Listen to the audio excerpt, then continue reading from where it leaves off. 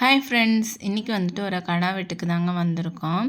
இன்றைக்கி சண்டே அப்படிங்கிறனால காலையில் வந்து லேட்டாக தான் எந்திரிச்சிருந்தோம். லைட்டாக பிரேக்ஃபாஸ்ட்டு சாப்பிட்டுட்டு ஃபங்க்ஷனுக்கு கிளம்பணும் அப்படிங்கிறனாலே பாப்பாவங்களெல்லாம் கிளப்பி விட்டுட்டு நாங்களும் கிளம்புறதுக்கு மதியம் ஆயிடுச்சு.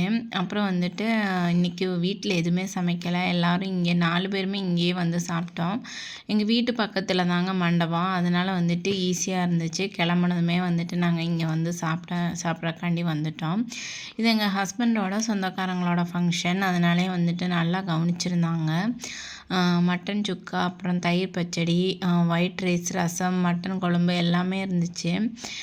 நல்லா பாப்பாவங்களும் சாப்பிட்டாங்க. நாங்களுமே நல்லா திருப்தியாக சாப்பிட்ருந்தோம்.